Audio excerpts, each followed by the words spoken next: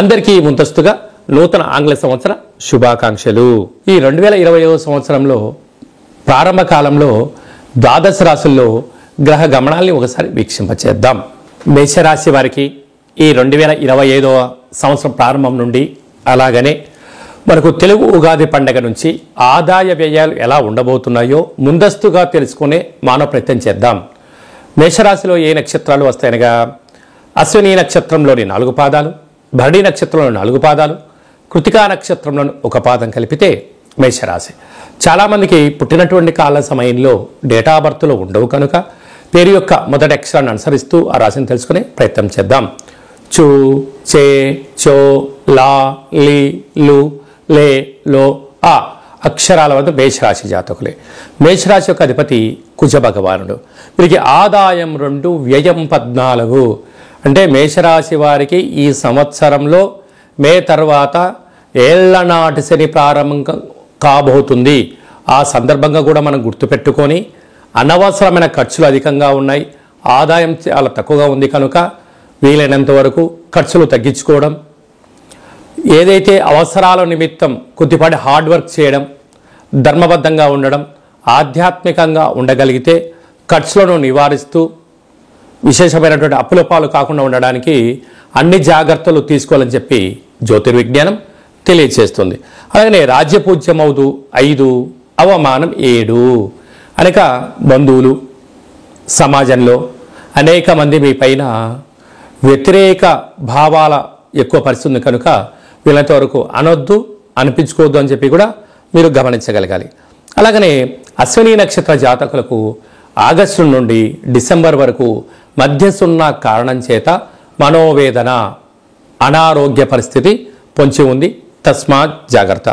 అలాగనే ఈ సంవత్సరము అంటే మనకు ఉగాది పండగ నుంచి రాజు రవి భగవానుడు అవ్వడం, అలాగనే ధాన్యాధిపతి కుజుడు అవ్వడం వలన మేషరాశి వారు ఎరుపు రంగు వస్త్రాలు కానీ, ఎరుపు నేలలు కానీ, ఎరుపు ధాన్యమైనటువంటి కందులు, ఎండుమిర్చి అనేటువంటి ఎరుపు పంటకు వీళ్ళకు మంచి ధనధాన్య సమృద్ధి కలిగే అవకాశాలు చాలా అధికంగా ఉన్నాయి.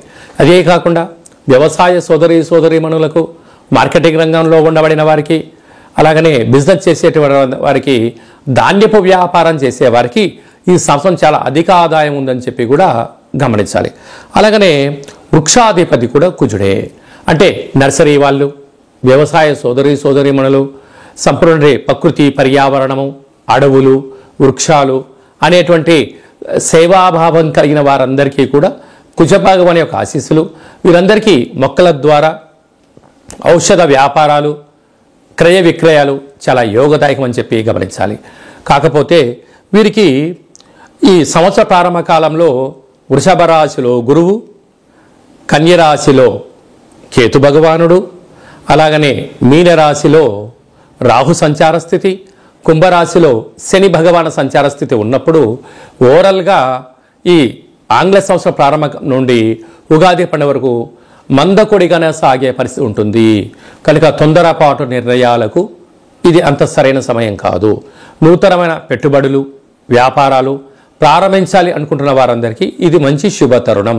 అలా వస్త్ర వ్యాపారులు, నూనె వ్యాపారులు, వ్యవసాయ సోదరీమణులు, రియల్ ఎస్టేట్ రంగాల్లో ఉండబడిన వారు, అలాగనే ఆహార ఉత్పత్తులు, హోటల్ ఉత్పత్తులు కార్యక్రమాలు, ఆహార సరఫరా చేసే వారందరికీ కూడా చాలా మంచి కాలం ఉండే అవకాశం ఉంది. కనుక వీలైనంత వరకు ఈ సంవత్సరంలో మీ ప్రతి నెలలో మీ జన్మ నక్షత్రం రోజున అష్టమి, పూర్ణిమ, అమావాస్య సందర్భంగా దూరావాయు జల ప్రయాణాలు పెట్టుకోవద్దు. వీలైనంత వరకు యంత్రాలతో, ఆయుధాలతో సాహసోపేతమైనటువంటి పనులు చేయొద్దు.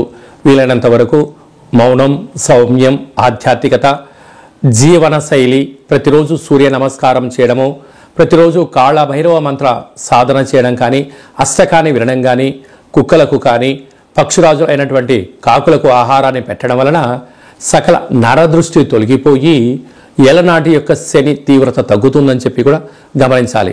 శని భగవానుడు వస్తూ రాజయోగాన్ని ఇస్తాడు. ఎప్పుడు సత్కర్మ చైవ సత్ఫలిత అంటాడు.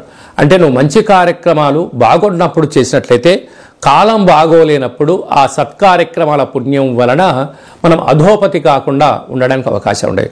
దుష్కర్మ చైవ దుష్ఫలిత, నువ్వు ఏమైనా చెడ్డ కార్యక్రమాలు చేసినప్పుడు కాలం అనుకూలంగా లేనప్పుడు ఆ యొక్క ప్రభావం పడి శారీరకంగా మానసికంగా ధనపరమైనటువంటి చిక్కులు పొంచి ఉంటాయి అని చెప్పి కూడా మీరు గమనించాలి. కనుక మేషరాశి వారందరికీ కూడా ఎన్నో రకాలమైనటువంటి ఇబ్బందుల కాలంతోనే ప్రారంభమవుతుందని చెప్పి కూడా గుర్తుపెట్టుకోగలరు. అందుకే మనకు ఉగాది పండగ నుంచి 3వ స్థానంలో గురువు, 5వ స్థానంలో కేతు, లాభస్థానంలో రాహు, వ్యయంలో శని భగవానుడు ఉంటున్నాడు. కనుక కాలానికి అనుకూలంగా మనము సత్కర్మలు చేపట్టి మనకు మంచి ఫలితాలు కూడా తెచ్చుకోవచ్చు అని చెప్పి కూడా గమనించాలి.